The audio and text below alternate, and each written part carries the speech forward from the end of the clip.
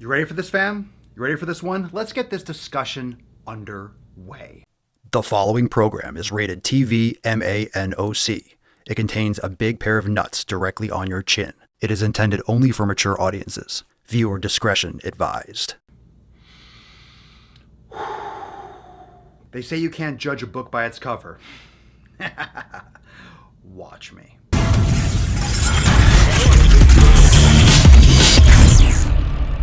What's going on, fam? It's your boy, Papa Swole, back with some more nuts on your chin. I hope you had a wonderful holiday 4th of July wherever you live, wherever you're watching this. What up? Welcome back. Thank you so much for everyone that is also subscribing to my second channel, Daily Swole Podcast, where you can catch the live streams every single day. So if you love getting slapped with the knowledge cock, go check it out. Subscribe now, Daily Swole Podcast. You can also subscribe to the podcast on your favorite podcast app. I'll put all the links in the cards and the description down below.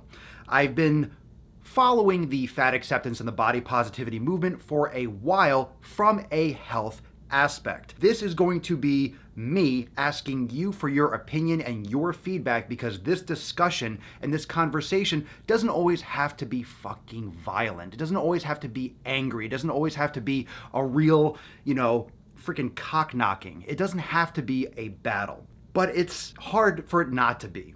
When you disagree with someone, when you disagree with a movement, when you disagree with this fucking rush of just delusion that comes out of nowhere, it's hard to not take a defensive stance and to push back on it. Someone that is a fitness expert in the fitness industry, and there are many of us that think likewise, that being obese is a danger to people's health. This is not made up. This is not imaginary. This is just the data. This is just the ever expanding and the massive spread of obesity and the explosion of obesity over the past several decades. We have a situation where 2/3 of the population are overweight, obese, morbidly obese, and are pre-diabetic or diabetic already. This is a massive fucking problem. If you just go to the store, I don't know where you're living, if you're in a major city, if you're in a metropolitan area, or you're in the country, anywhere you go,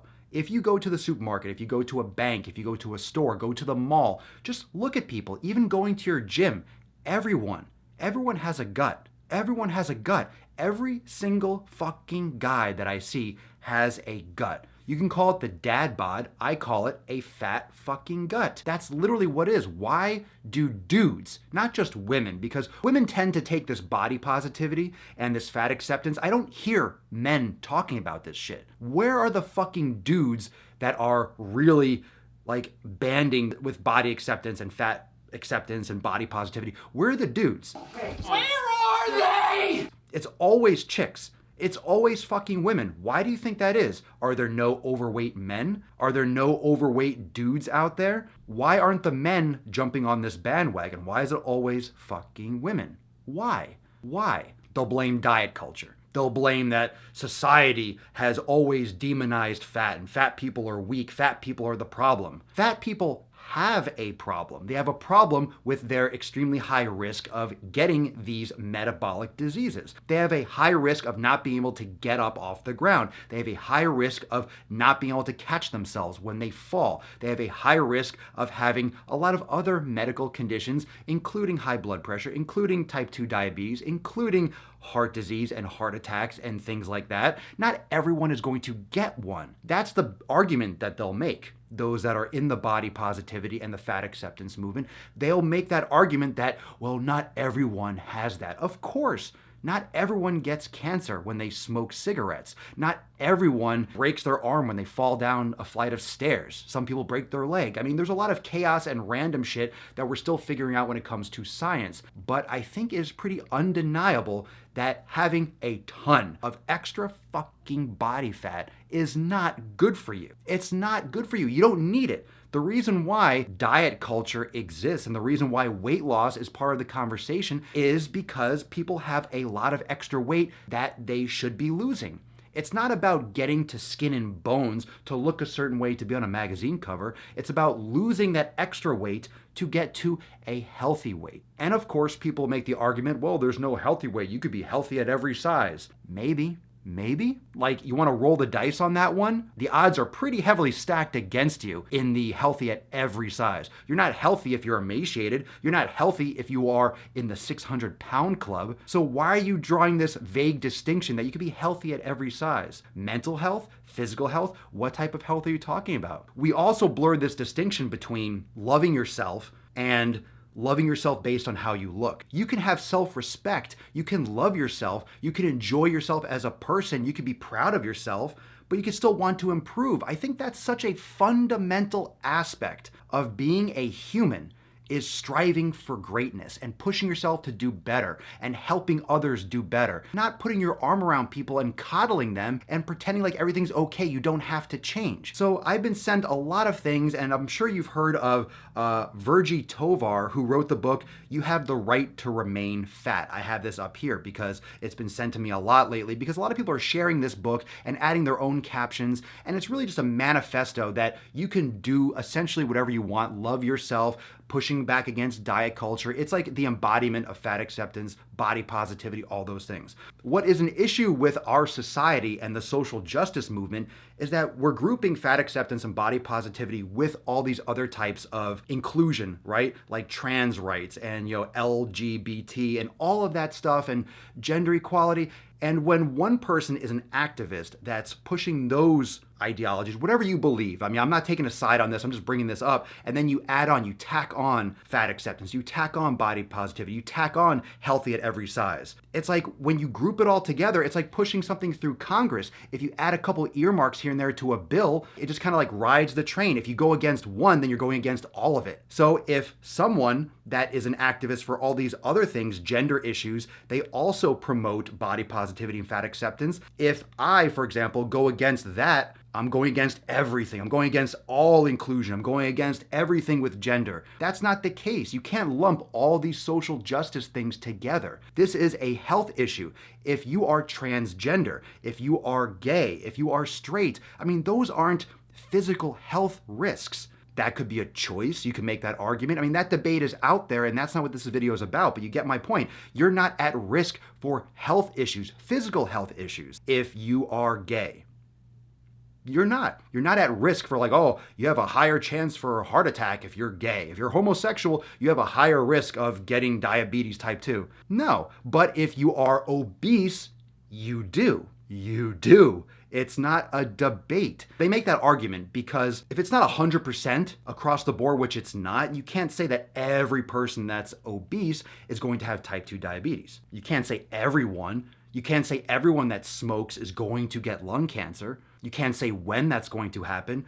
You can't say what other factors exactly are involved, because some people smoke cigarettes every day and don't get lung cancer, have issues until they're much older. Some people never smoke and get lung cancer in their 20s or their 30s, right? You have kids with cancer. Like, we don't have all the answers of all the variables and how they interact with genetics, with environment. But that doesn't mean that we write off all evidence, that we write off all common sense, that we write off everything that we see and that we're experiencing as our society just approaches more and more of a sick care situation than healthcare. It's been like this for a long fucking time. People are in dire situations with obesity.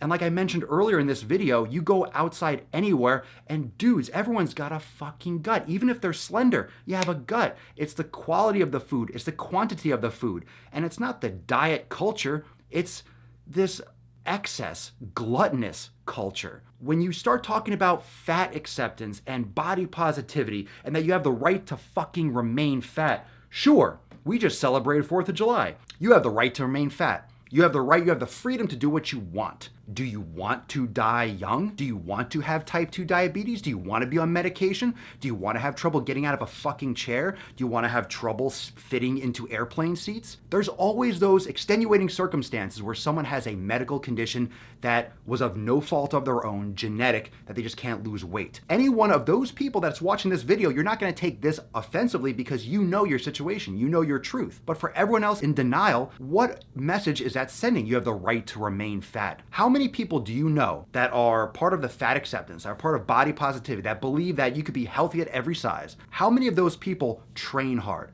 How many of those people really focus on proper nutrition? How many of those people really focus on, optimal wellness and improving their bodies? Bodies in terms of not how Cosmopolitan magazine will look at you, not how someone might look at you on Instagram. I'm talking about healthy bodies. Improve your body for your longevity, for your actual health, not for what society standards. Like, you got to go internal on this shit.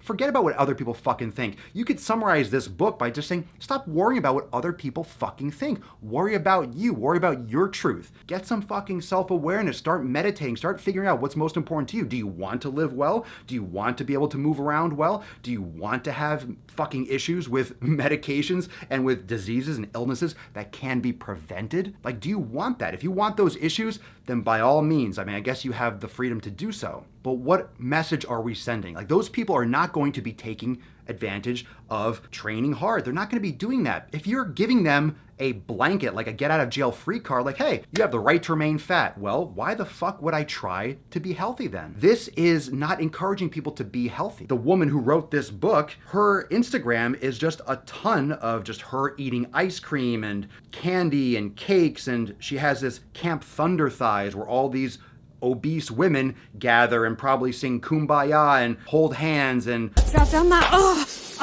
bitches go. Talk about how they love their bodies and that they're wonderful and special, and this says nothing about their personalities. I have a lot of friends and people that I know that are obese and overweight, but they're trying to improve. They want to do better for themselves, and whether or not that leads to like having a six-pack, that's a whole other conversation. We can't lump these things together. We can't lump being on stage and being competition ready and having the best Instagram pictures and being a fucking fitness influencer and a fitness model. We can't lump that with having a healthy weight. It's completely different. But these movements need an enemy. A cult needs an enemy to attack in order to fucking maintain interest, because it's smoke and mirrors. This is not true to like the reality of the situation. This is not what's actually going on. These are people living in their own little bubble, pretending like the choices that they're making are not going to have serious complications and serious side effects and serious pushback when they get older. Like, this is not going to end well. It hasn't for decades. People are dropping like fucking flies. Type 2 diabetes is going through the roof. Metabolic syndrome going through the roof. All these associated issues with obesity are going through the roof. Do you want to be paying out your ass for medication? Do you want to have trouble moving? Whether or not you have diabetes, do you want to have trouble fucking moving? How easy do you think it is to move 300 pounds, 400 pounds? Can you walk up a flight of stairs? Can you get in and out of a car? Can you drive a car? Making the argument about having a good relationship with food does not mean eating whatever you want, does not mean pounding your body with artificial sugar. That's not what it means. A good relationship with food should be a good relationship with your body. If you love yourself, if you truly love yourself, and of course, all this is my opinion, so drop yours in the comments down below, but if you love your body and you want the best for your body, shouldn't you be encouraging it to be active? Shouldn't you be feeding it with better fuel? Shouldn't you be taking the appropriate measures to make sure that your body has what it needs and not extra? You don't need extra calories. You don't need extra calories every fucking day. You're obese and overweight 99.9% of the time from excessive caloric intake, not enough exercise, and the quality of the food is dog shit. No one's getting fucking overweight on fruit. No one's getting overweight on whole, nutritious foods and fibrous vegetables. If you're gaining a ton of fucking weight and you're obese, it's because you're eating a lot of simple carbohydrates, because you're getting in a lot of volume. This is just very, very common. Okay, that being said, what do you think? What do you think about this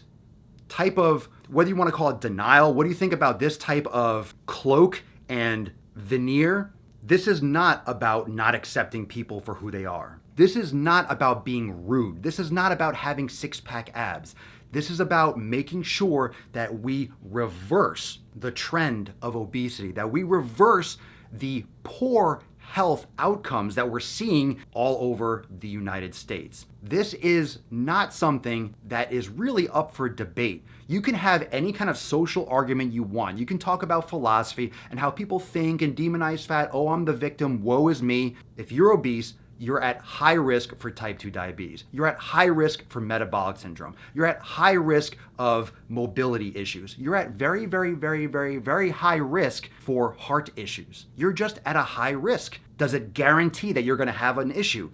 No. Nothing is a guarantee in this world, which is why you should probably take the appropriate measures to make sure that you don't push yourself off a fucking cliff voluntarily. What do you think about this whole situation? What are your thoughts? And let's get a little bit deep in the comments. If you have a strong opinion, if you disagree with me, whatever it is, drop in the comments down below. And I appreciate your attention for this video. And thank you for sending me content. You could DM me stuff on Instagram. You could drop a comment below here on YouTube, or you can hit me up on Facebook. Just message my page, Swolenormous. And make sure to subscribe to my second channel, Daily Swole Podcast. I'll put the link in the cards in the description down below, where you can catch the podcast every single day, live stream right here on YouTube. You can also subscribe to the podcast on every single app, on Apple, Android, everywhere, Daily Swole Podcast. What are your thoughts? Drop in the comments down below, and I'll see you next time for more nuts on your chin.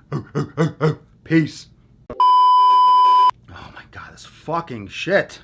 Camp Thunder Thighs.